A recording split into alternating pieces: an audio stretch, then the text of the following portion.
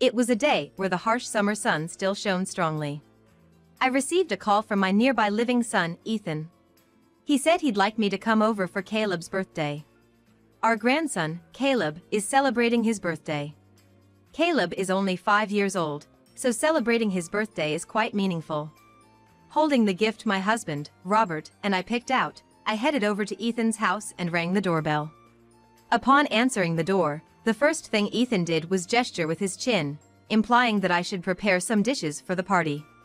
Suppressing my feelings, I prepared some dishes using the ingredients available in their house for Caleb, today's birthday boy.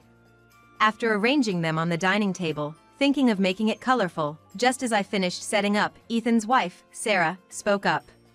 "We're expecting friends soon, so this is enough." I wasn't sure what she meant by that, but following her statement, Ethan, chuckling, told me to just leave the gift and head home quickly. Feeling embarrassed, I merely looked down, unsure how to act in front of Robert. As for Robert, he observed the couple's arrogant behavior for a while, but eventually whispered, "Guess this will be the last time." People often talk about the importance of education, but I dropped out of high school. I've never been ashamed of dropping out of high school, nor have I regretted not going to college. However, I am aware that society has a particularly harsh perception of it. To be honest, my husband, Robert, not only graduated from a graduate school but also studied abroad, truly a top-tier guy. Robert never judges me based on education, but some folks and relatives mentioned our mismatched educational backgrounds, making me feel guilty. However, Robert never paid any mind to those outside opinions and kept showering me with love, teaching me that real elites don't judge solely based on titles. Granted, it might just be Robert's exceptional nature, but after marrying him, we were blessed with a son named Ethan. I believed parenting was a joint effort, but due to strong requests from Robert's parents, they often took care of Ethan. Around that time, Robert, being busy with his business, I felt reluctant to burden him. Gratefully accepting their offer is something I regret to this day. It's as if Ethan had two sets of parents, a structure that negatively impacted his upbringing. When we cared for him, we disciplined him to be honest, but Robert's parents spoiled him. By the time we realized, Ethan had developed a very arrogant and selfish attitude. He became someone who was reluctant to face challenges, wanted to dominate others, and looked down on them based on his own biased standards. Perhaps not seeing his busy father, Robert, frequently played a role in Ethan's attitude.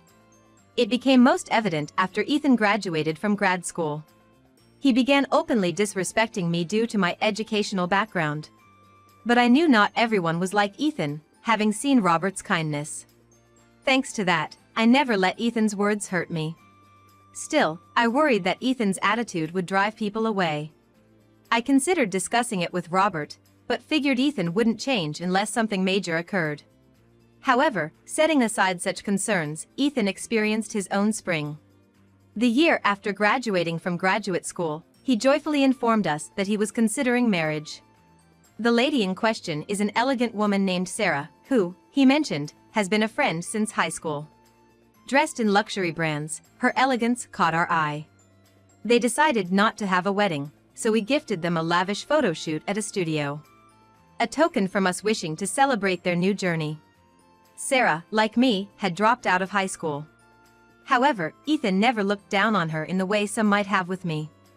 I was greatly pleased, thinking that this change in his attitude indicated his growth and maturity.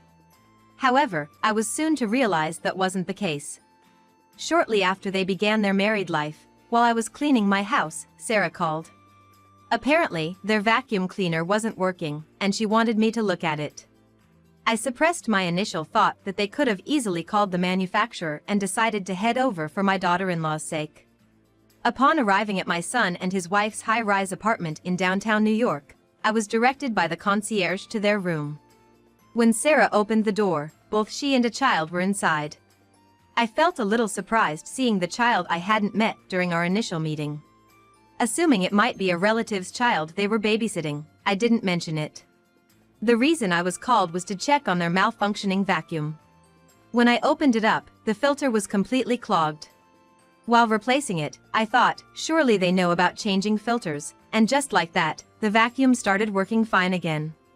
"Oh, thank you so much," Sarah exclaimed as she noticed the vacuum humming back to life. It wasn't really broken, I explained. The filter was just full. I showed her the clogged filter. Sarah looked genuinely surprised, as if she'd never seen such a thing before. I didn't know vacuums could get like that, she said. For a moment, I wondered if she was joking. However, glancing around, I noticed laundry haphazardly hung up and tablecloths wrinkled. I realized that Sarah might not be very good with household chores, an impression I hadn't gotten when we first met. Thinking I might be called upon again for such basic household matters, I decided to give Sarah a brief rundown. Sarah, I began. About the vacuum filter. Oh, when it gets full again, can you take care of it? She interrupted. I was taken aback by her casual attitude, but Sarah continued. Ethan told me that if there's any trouble, I should just get you to handle it. I was speechless. Ethan has always looked down on me, but I never imagined that even his wife, Sarah, would treat me like a maid. There's no doubt in my mind he's been saying this. Maybe I was the one who was too caught up in judging people based on their education, thinking Ethan had matured just because he married a woman without a college degree. I felt ashamed of my foolishness. From then on, whenever Sarah felt too lazy to cook or didn't feel like doing chores, she'd take advantage of Ethan and call me. And Ethan, instead of taking care of the household chores himself for Sarah, would summon me as a matter of course to finish all the household tasks at their home. If I ever got a call from Ethan in the evening, it was usually to hear, "Make dinner and clean up." Or, "I'd like something American tonight." Which meant shopping and preparation, a task that was often burdensome. There was a time when I was asked to babysit and found out that the child I had seen at Ethan's house before was Caleb, Sarah's 5-year-old son from her previous marriage. I wasn't told at our initial meeting, but it seems Sarah had been married and had a child before meeting Ethan. Not wanting to probe into their past, I just did as I was told. Caleb didn't seem too interested in interacting with others, often keeping himself busy with drawing or playing with toys.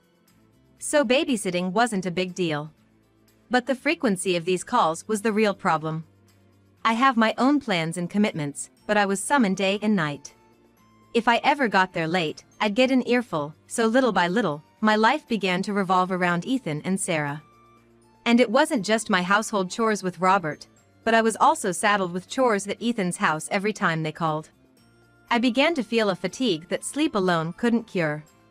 I didn't want to worry Robert, who was busy with his role as a company CEO, so I tried home exercises and self-massages. But there's only so much an amateur can do. Then, on a summer morning with frequent broadcasts warning about smog and heat stroke risks, I felt unwell and spent an extra 30 minutes in bed. Robert, used to me waking up at the same time every day, quickly noticed and showed concern. But he wouldn't buy my excuse of just feeling a bit lightheaded. The trust between Robert and me was strong. Admitting my ailment, I gently turned down Robert's offer to accompany me to the doctor, asking instead to rest at home without doing chores for the day. However, my situation didn't stop Ethan's phone from ringing. Dragging my weary body up to answer, as usual, I was told to clean at Ethan's place and look after Caleb. Wanting to honor my promise to Robert, I told Ethan about my condition and said I couldn't come today. But Ethan, acting as if I had no right to refuse, said, "We've got an unavoidable commitment, so you better be here," and hung up without waiting for my reply. Thinking of little Caleb being left alone, I couldn't not go. Pushing through the fatigue, I headed over to Ethan's place. When I got home, Ethan and Sarah had already left. Dishes were left half-eaten, and branded clothing was scattered everywhere. With a weary body, I forced myself to clean up, letting out a sigh. But, as I finished the dishes while keeping an eye on Caleb, I started to feel increasingly nauseous. My vision slowly began to blur from the edges. Eventually, I couldn't stand any longer and collapsed in the kitchen. Caleb was coloring in the living room, but I was out of his view, lying on the floor. The only thing I could muster was a weak awareness. I couldn't even call out and just curled up helplessly. Caleb, being a focused child, would probably not look up from his coloring for a while. I tried hard to move, thinking if I could just drink some water, but I couldn't get up. The more I strained, the worse I felt. My consciousness began to fade, and at some point, I thought I'd finally be at peace. Then, the front doorbell rang, and Robert entered the room. Seeing me, he gently picked me up. Concerned, he said to Caleb, "I'm gonna take your grandma home, okay? You'll be all right by yourself?" Caleb, though worried, nodded. Robert took me to his house, hydrated me, and carried me to bed. Apparently, on top of already being unwell, I had gotten dehydrated due to accumulated fatigue. With shallow breaths, I managed to tell Robert, "I'm so sorry for being a burden." He shook his head silently, squeezing my hand. Before heading to Ethan's house, I was glad I'd quickly informed Robert. I had promised to rest at home, but going out felt like betraying Robert's kindness. So, I'd updated him just in case. True to his word, Robert had come to pick me up from Ethan's place after wrapping up his work. And it couldn't have been more timely. Feeling safe in bed, I drifted into a deep sleep. When I woke up, it was already dinner time. Feeling rejuvenated after some rest and hydration, I headed to the kitchen to prepare dinner. To my surprise, a meal, probably prepared by Robert, was already set, just waiting to be served. Looking around, I found Robert sitting on the couch, engrossed in a magazine. Noticing I was up, he looked up and asked with concern, "You all right?" I replied with a thankful smile. "Thanks to you, yes. And thank you for preparing dinner." Chuckling, Robert said, "No problem at all." The relaxed atmosphere was heartwarming. As we finished our dinner, sitting on the sofa, Robert started. "About Ethan." Feeling the problem was no longer mine alone, I decided to open up. I explained how Sarah wasn't skilled at household chores and how Ethan kept pushing tasks onto me. The child at home was Sarah's from her previous marriage, named Caleb. Due to the responsibilities dumped on me, I often felt fatigued and couldn't manage my health properly. As I sporadically talked about my own inadequacies, Robert crossed his arms and put a hand to his chin, gesturing as if deep in thought. Unable to decipher what was on his mind, I simply waited in anticipation for his next reaction. I feared he might be disappointed in me. But when he looked at me again, his expression was calm, suggesting I stop visiting Ethan's place. From then on, I received frequent calls from Ethan, but I stopped responding. I felt sorry for Caleb, but I wasn't their housekeeper. And I couldn't overexert myself, especially after worrying my dear husband. However, after a few weeks, a different kind of message came. It was an invitation for Caleb's once-a-year birthday party. I thought I should perhaps attend. After discussing with Robert, we decided to go and celebrate together. On the day, as we reached Ethan's place, he immediately instructed me to prepare a lavish meal for the party. I was prepared for this, so I looked up some easy party recipes online and started making dishes like gratin, potato salad, and vegetable broth soup. After a while, as I laid out the colorful spread, Sarah, smiling, said, "Our friends will be here soon, you can leave now. After the cooking is done, there's no role for you." While I was declining the calls, I couldn't help but feel angered at how much their attitude had worsened, but I held back because of Caleb being there. Then, joining in with Sarah, Ethan chuckled and said, "You brought a present, didn't you? Just drop it off and leave." I felt ashamed, especially because Robert was with us today, and I looked down. On the other hand, Robert had been quietly observing the situation, and then murmured in a barely audible tone, "Well, it's gonna be the last time this year." Ethan seemed not to hear Robert's whisper and pushed me towards the exit, urging me to leave quickly. So, without celebrating Caleb's birthday directly, Robert and I left Ethan's house. Overwhelmed with guilt, I quickly apologized, but Robert firmly said, "No, it's him who's wrong," and then drove me home before heading to work. Later, he went to his office alone. Once I was alone at home, I sat down on the living room couch and soon fell asleep, unable to resist the sudden wave of fatigue. I wish I could forget the shame I caused Robert as soon as possible. A few days later, around 7 a.m., the doorbell rang, and I heard the sound of heavy footsteps. Ethan burst into the room, yelling, "Dad, what's this about me being transferred to the regional planning department?" Ethan shouted, his face reddening to the point where his veins bulged. It seemed Robert had given Ethan a transfer order. "It's the consensus of everyone." Robert responded calmly without changing his expression. The truth was, after Ethan graduated from graduate school and couldn't find a job, he joined the company run by Robert through connections. While Robert's character made it easier for the company executives to accept Ethan's employment, Ethan's work performance was unsatisfactory, causing problems for everyone. Not only was he unable to produce results, but he also often billed personal entertainment and golfing expenses to the company, causing frequent issues. Robert himself had directly warned and urged Ethan to improve several times, but Ethan was unresponsive. Seeing Ethan's unreasonable demands towards me was likely the last straw for Robert. With the company's upcoming international expansion, Robert decided that he couldn't keep Ethan in a central position any longer and decided to transfer him to a regional miscellaneous task department with the support of the executives. Robert had always believed people could change, hoping Ethan would eventually understand the importance of his work and act sincerely. He hadn't given up on him until now, but it seemed he had reached the end of his patience. It showed just how low Ethan had fallen in the eyes of both his colleagues and family. When Ethan heard the reason for his transfer from Robert and was told, "Until you cool down and repent, I won't recognize you," he began to tremble. Ethan then glared at Robert, warning, "Are you okay with never seeing your grandson again?" Referencing Caleb, but Robert didn't flinch. "After all, Caleb isn't our real grandson. There's no blood connection. If my wife is ridiculed by your charmless daughter-in-law, I don't feel anything, even if I don't see them."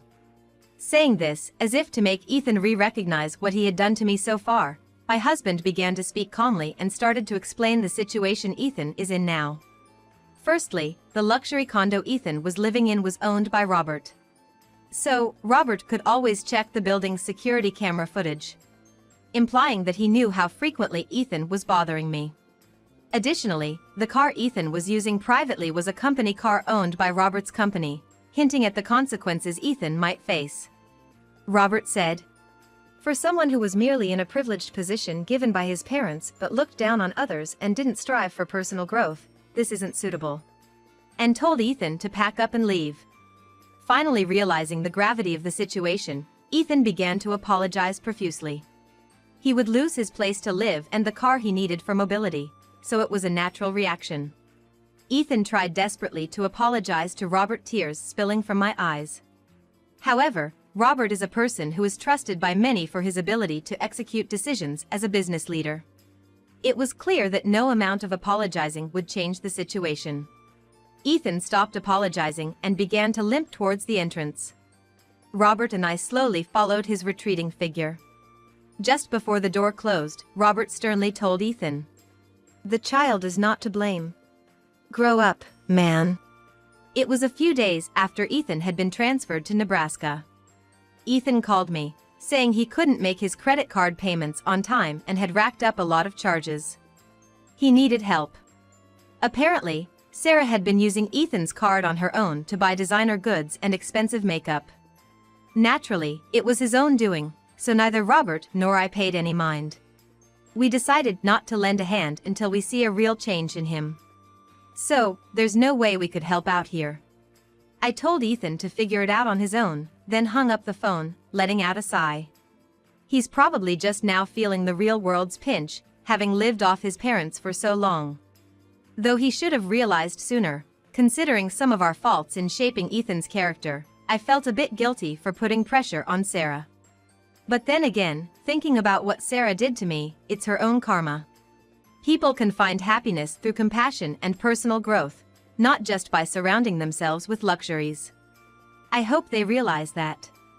Now that I'm no longer summoned by Ethan and his family, I've reclaimed time for myself and started a new hobby. I've been trying out various baking recipes and posting photos on social media. Every now and then, I get a positive comment that boosts my self-esteem. I feel way more fulfilled than before. Meanwhile, since Ethan's transfer to Nebraska, the previously struggling department Robert oversees has regained momentum. It's giving a significant boost to their international expansion, and business is booming. Thanks to the company's rapid growth, Robert, despite his age, has become somewhat of a celebrity in the domestic CEO community. I rejoice in Robert's success and hope that someday Ethan will have a change of heart and become as sincere a person as Robert. Robert proves there's no limit to human growth. Someday, they'll realize that it was all done out of love. When that day comes, I'll be happy to cook a meal for Ethan and his family.